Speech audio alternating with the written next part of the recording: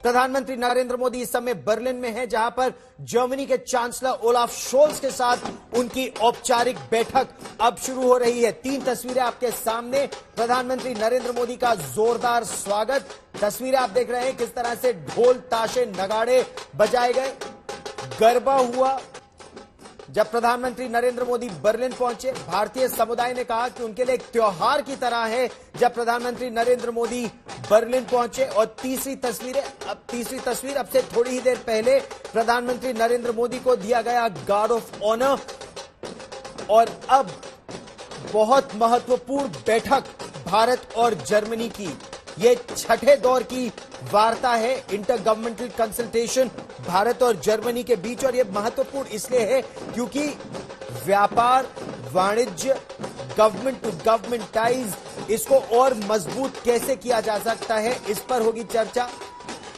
यही नहीं, उम्मीद यह भी है कि अभी G7 की जो बैठक होगी उसमें भी प्रधानमंत्री नरेंद्र मोदी को निमंत्रण दिया जाएगा कि प्रधानमंत्री नरेंद्र मोदी उसमें हिस्सा लें, शामिल हो। और ये भारत के एक तरह से बढ़ते कद को यहां पर दिखाता भी है कि कितनी अहम भूमिका है भारत की। ये बात भारत निरंतर कह भी रहा है कि ये दुनिया के लिए बहुत चैलेंजिंग टाइम्स है।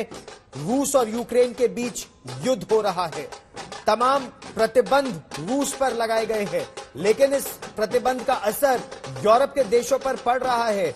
जिस तरह से जर्मनी बड़ी मात्रा में रूस से गैस भी लेता है, ऑयल भी लेता है, और ईंधन की आवश्यकता हो या गैस की आवश्यकता हो, यह जर्मनी की इकोनॉमी को आगे बढ़ाने के लिए बहुत महत्वपूर्ण है।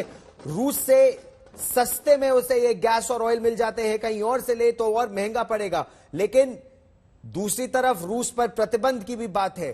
भारत पर बहुत ज्यादा दबाव देश लगा रहे हैं अलग अलग यूरोप के कि भारत भी जो उसकी तटस्थ रणनीति है, तटस्थ कूटनीति है, उससे थोड़ा हटकर भारत और मजबूत कदम उठाए। यूरोप की दृष्टि से अगर देखा जाए तो मजबूत कदम का मतलब है कि रूस की भारत भर्त्सना करे कि उसने यूक्रेन पर हमला क्यों किया, लेकिन भारत ऐसा नहीं कर रहा है। और भारत की विदेश नीति को दो टूक विदेश मंत्री जयशंकर ने कुछ दिनों पहले साफ भी किया कि भारत एक इंडिपेंडेंट फॉरेन पॉलिसी को आगे बढ़ा रहा है। और भारत विश्व से भी कह रहा है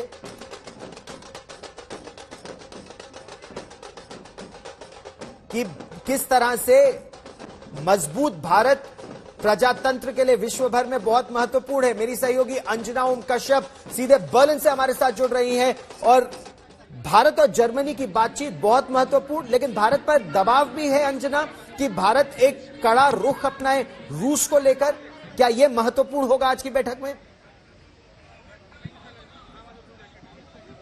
बिल्कुल महत्वपूर्ण होगा गौरव, और ये आसान बात नहीं है। भारत ने जिसे कहते हैं टाइट रोप वॉकिंग की है इस पूरे मुद्दे पर, चाहे वो हमारे अमेरिका के साथ रिश्ते हो या फिर यूरोप के साथ रिश्ते हो। उस तटस्थता को भी हम कायम रखना चाहते हैं जो हम रूस और यूक्रेन की जंग में रख रहे हैं, क्योंकि ये दबाव लगातार, चाहे वो अमेरिका से हो, इससे पहले भी आपने देखा था इस तरह के स्टेटमेंट्स भी वहां से आए थे, जब वहां पर यह कहा गया कि अगर चीन आक्रमण करता है तो आपकी सहायता के लिए रूस नहीं आएगा। लेकिन भारत ने यह साफ किया कि चीन के अतिक्रमण कई बार होते हैं, लेकिन उस पर कोई मुंह नहीं खोलता है। देखिए, भारत बहुत तटस्थ तरीके से प्रधानमंत्री नरेंद्र मोदी के नेतृत्व में अपने स्टैंड को क्लियर रखना चाहता है। रूस यूक्रेन की जंग में रूस के साथ रक्षा सौदे या फिर तेल की खरीद को लेकर हमारा स्टैंड तटस्थ है, हम न्यूट्रल रहेंगे। लेकिन विश्व के अन्य मुल्कों के साथ जो हमारे रिश्ते हैं, चाहे वो अमेरिका हो, यूरोप हो, ऐसे तमाम देश गौरव जो कि धुर विरोधी हैं, रूस के खिलाफ हैं इस पूरी जंग में, जो कि यहां तक कि तानाशाह पुतिन को कहते हैं, जो इसे इन्वेजन कहते हैं, आक्रमण कहते हैं, विदाउट एनी इधर उधर के शब्द बोले बिना वो सीधे से आक्रमण कहते हैं पुतिन का। इन तमाम मुल्कों में, चाहे जर्मनी हो, फ्रांस हो, डेनमार्क हो, स्वीडन, फिनलैंड, नॉर्वे, आइसलैंड, ये तमाम राष्ट्राध्यक्ष भी प्रधानमंत्री नरेंद्र मोदी के साथ मिलने में दबाव रहेगा। लेकिन मुझे लगता है कि भारत की नीति इस मामले में तटस्थ रही है, और ये दुनिया भी जानती है कि भारत हर देश, हर कॉन्टिनेंट के साथ अपने रिश्ते अलग तरीके से नए सिरे से बांधना चाहता है। उसको आप सैबोटाज नहीं कर सकते, या उसको आप ये नहीं कह सकते सब्जेक्ट टू आपका क्या रिलेशनशिप है रशिया के साथ। ये भारत ने हर कदम पर क्लियर किया है कि हम अमेरिका हो, यूरोपीय मुल्क हो, उनके साथ अपना 1-to-1 रिश्ता अलग रखना चाहते हैं, उसको और मजबूत करना चाहते हैं, लेकिन आप उसको subject to India stand on Russia, यानी भारत अपना रूस पर अगर स्टैंड नहीं बदलता है तो वो रिश्ता कमजोर होगा, ऐसी स्थिति दिखाई नहीं देती है।